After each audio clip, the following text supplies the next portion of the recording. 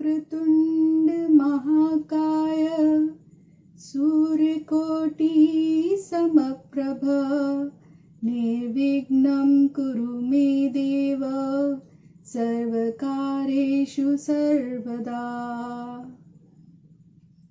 नमस्कार। गणेश चतुर्थी के उपलक्ष्य में मैं आज आपको मिट्टी से गणेश जी बनाने का तरीका बताने वाली हूँ। और जैसा कि आप जानते हैं कि गणेश चतुर्थी पर लोग अपने घरों में और पंडालों में गणेश जी की प्रतिमा की स्थापना करते हैं। तो मैं आप सभी से एक चीज़ कहना चाहती हूँ, क्योंकि जो प्रतिमाएं बनती हैं वो बहुत ही खूबसूरत होती हैं और उनमें जो कलर होते हैं वो बहुत ही खूबसूरत होते हैं। लेकिन दोनों ही चीज़ें, क्योंकि ज़्यादातर मूर्तियाँ प्लास्टर ऑफ पेरिस से बनाई जाती हैं आजकल, और उन पे जो कलर्स किए जाते हैं वो भी इको फ्रेंडली नहीं होते। तो अगर आप स्थापना करते ही हैं अपने घर में तो मिट्टी की मूर्ति से स्थापना करें जो कि इको फ्रेंडली है। वो मिट्टी पानी में जब आप विसर्जन करने चाहेंगे तो वो पूरी तरह से घुल जाएगी। और अगर कलर्स भी उस पर इको फ्रेंडली कलर्स ही यूज़ किए जाएं तो इससे बढ़िया बात और कोई हो नहीं सकती। तो इससे भी बढ़िया बात ये हो सकती है कि आप खुद से गणेश जी की प्रतिमा बनाएं और उसकी स्थापना करें, वो भी मिट्टी से। तो आज मैं मिट्टी से गणेश जी कैसे बना सकते हैं मैं वो आपको बताने वाली।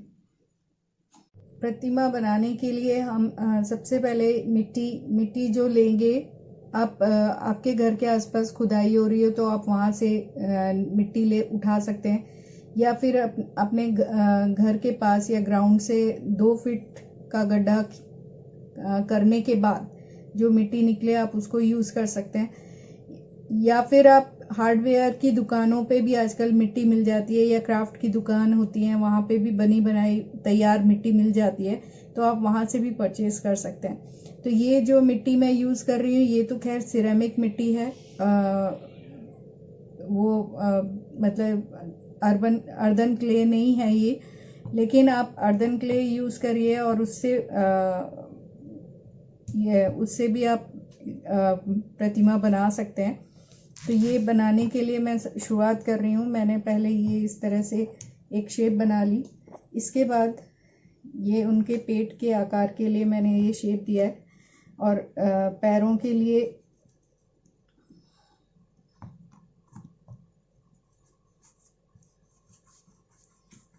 मिट्टी जो है वो आपकी बहुत सॉफ्ट भी नहीं होनी चाहिए, बहुत हार्ड भी नहीं होनी चाहिए। इसको लेदर हार्ड बोलते हैं। जिस तरह की ये मिट्टी है ये शेप आसानी से और बहुत सुंदर शेप ले लेती है, और इसकी एक पहचान है। देखिए आप हाथ देख रहे होंगे, हाथों में मिट्टी चिपकेगी नहीं अगर ऐसी मिट्टी है आपके पास। तो ये इस तरह से आप मिट्टी तैयार कर लें। मिट्टी में आपके कंकड़ पत्थर वगैरह नहीं होने चाहिए। उसको निकालने के लिए आप पूरी मिट्टी को पहले पानी में भिगो दीजिए, और उसके बाद आप उस पानी को जो मतलब थोड़ा गीली वो है उसको आप छान सकते हैं। छान करके आप निकाल सकते हैं, या फिर अगर आपके पास सूखी मिट्टी है तो छन्नी से छान करके कंकड़ पत्थर निकाल दीजिए। तो इस तरह से आप उसको अलग कर सकते हैं। तो जब पानी से वो हो जाए फिर उसके बाद आप उसको सूखने के लिए थोड़ा रख दीजिए, और जब वो सूख करके तो आप अच्छे से हाथ से मसल करके उसको तैयार करिए। जैसे आटा गूंथते हैं ठीक वैसे ही उसको मसल के आपको तैयार करना पड़ेगा। जब सॉफ्ट और लेदर हार्ड की पोजीशन आ जाए, बहुत ज़्यादा आपकी मिट्टी हार्ड भी नहीं होनी चाहिए, बहुत सॉफ्ट भी नहीं होनी चाहिए, क्योंकि वो शेप लेने में तब फिर दिक्कत करेगा। तो आपको शेप देने में आसानी होगी अगर आपकी ये मिट्टी इस तरह से तैयार होगी।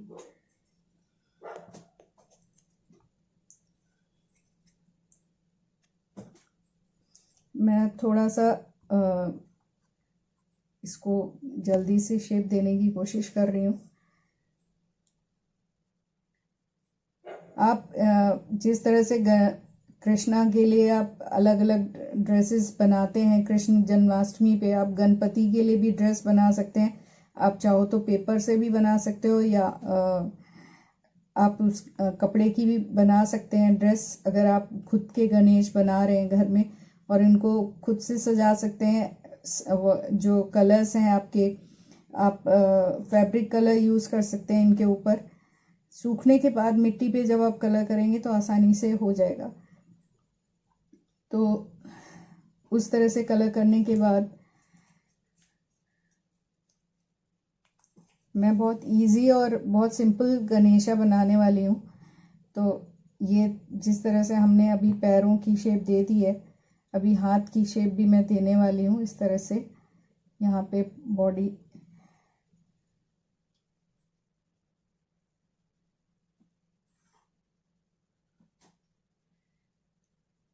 एक चीज आपने ध्यान दी हो अगर, तो कि गणेश जी को हम किसी भी रूप में बनाएं। आप पत्थर से बना दीजिए, आप पत्ते से बना दीजिए, वो हर रूप में सुंदर लगते हैं।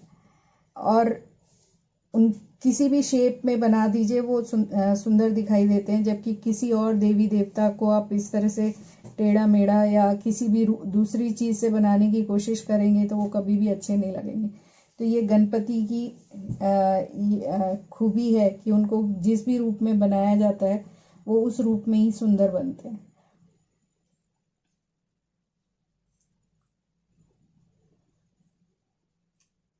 ये देख रहे हैं, इस तरह से हम शेप देते जाएंगे।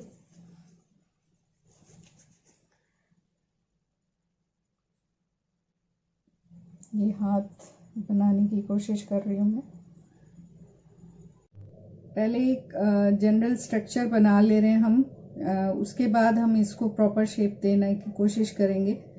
तो ये इस तरह से बनाने के बाद अब मैं फेस का स्ट्रक्चर ड्रॉ कर रही हूँ, मतलब बनाने जा रही हूँ मिट्टी से। ये बनाने के बाद मैं फेस का स्ट्रक्चर बनाने वाली हूँ। तो इस तरह से हम, आपको पता है कि गणपति की जो सूंड है वो वो होती है वक्रतुंड, इसीलिए बोला जाता है इनकी सूंड टेढ़ी होती है। तो आप किसी भी शेप में रख सकते हैं इनकी सूंड को। इस तरह से सूंड बनाने के बाद अब इनके कान, दोनों कान बराबर बने तो आप इसलिए अलग से भी जोड़ सकते हैं। और इसी जो उनका फेस है, अगर आप चाहो तो, जैसे ये फेस है, फेस में हमने ज़्यादा क्ले ले ली और उसके बाद दोनों अंगूठों को दबा करके आप इस तरह से कान निकाल सकते हैं। तो ऐसे भी कर सकते हैं या अलग से कान जोड़ के लगाने हैं, आपको, आपकी मर्जी है। वो जिस भी तरह से करना चाहते हैं तो आप कर सकते हैं। तो हमने ये एक स्ट्रक्चर बना लिया गणपति जी का। उसके बाद हम इसको फिनिशिंग देने की कोशिश करेंगे इनको। ये करने के बाद वो आप देख रहे हैं कुछ तो काफ़ी हद तक हमारी शेप आ गई है। इसको अब इनको ठीक करने, जो भी जहाँ भी आपको मिट्टी लगानी है या मिट्टी हटानी है, आप आराम से कर सकते हैं।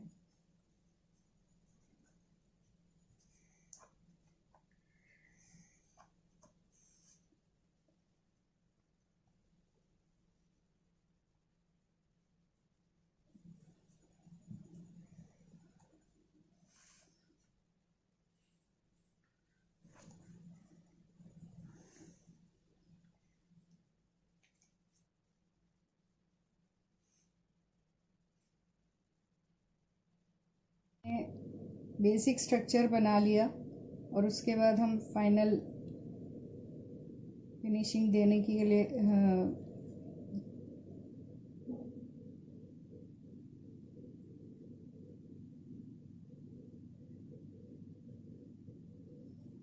फिनिशिंग देने में आपको जैसे भी देना हो,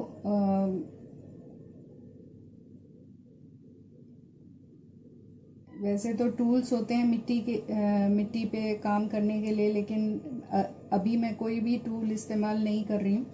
मैंने सिर्फ एक लकड़ी का वो रखा हुआ है, और एक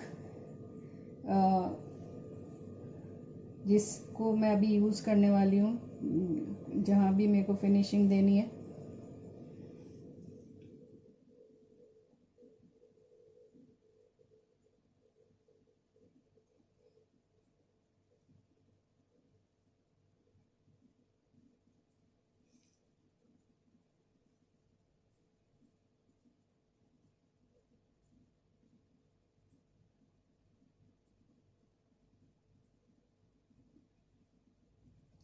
आपको अगर रिक्वायरमेंट लगती है तो आप थोड़ा सा पानी से आप उसको प्लेन कर सकते हैं, लेकिन अगर ज़रूरत नहीं है तो पानी मत लगाइए, क्योंकि फिर ज़्यादा पानी अगर आप लगाएंगे तो क्रैक्स आने का डर रहता है।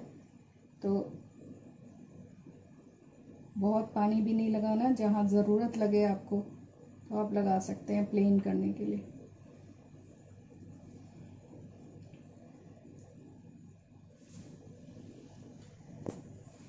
हल्का सा हाथ भिगो करके आप इस तरह से शेप दे सकते हैं।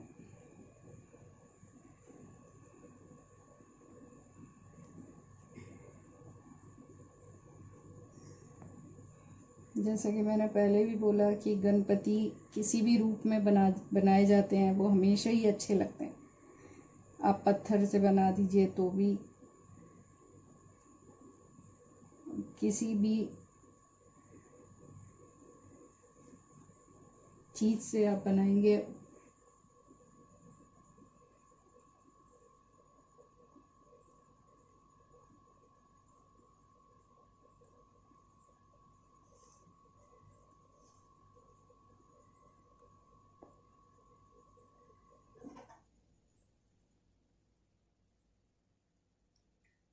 काम करते समय एक चीज़ और भी ध्यान रखेंगे। अगर आपका काम लंबा चल रहा है, आप बड़ा बना रहे हैं और एक दिन में आपका कंप्लीट नहीं होता है, तो उसको जो भी स्कल्पचर आप बना रहे हैं उसको आप हल्का सा पानी के छींटे मार करके ऊपर से प्लास्टिक से कवर करके रख दीजिए।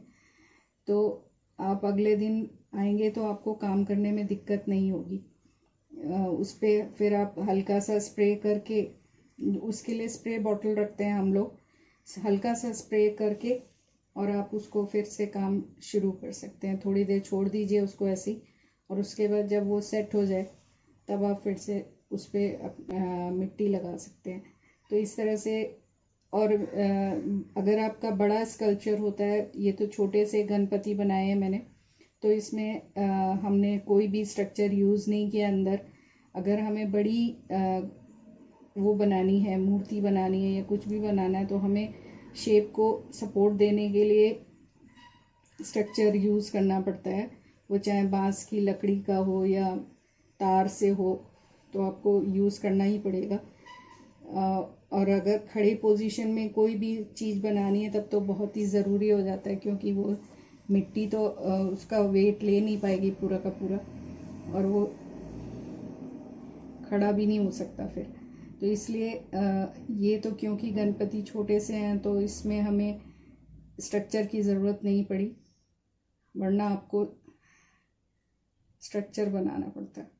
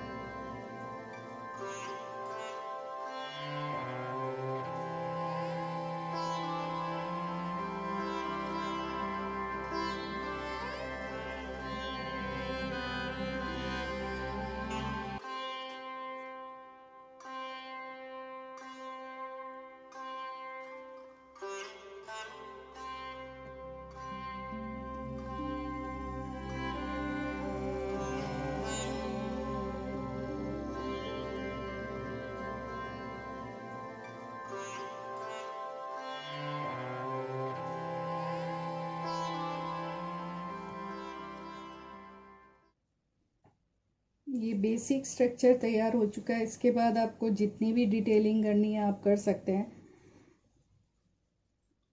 आप उनको उनकी धोती में लाइंस डाल के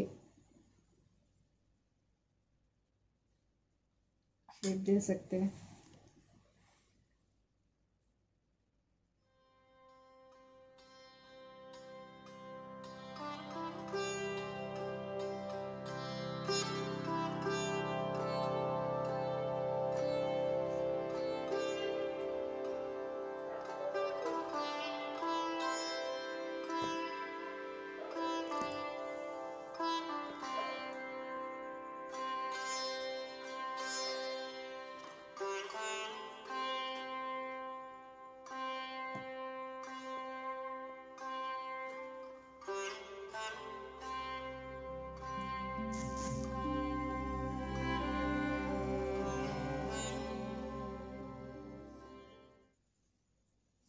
अभी मैं आपको सिर्फ ये बेसिक स्ट्रक्चर ही दिखा रही हूँ। मुझे उम्मीद है आपको ये पसंद आए होंगे और बाद में इसमें थोड़ी सी डिटेलिंग और करूँगी, जो कि मैं आपको बाद में इसका फिनिशिंग प्रोडक्ट आपको बाद में दिखाती हूँ।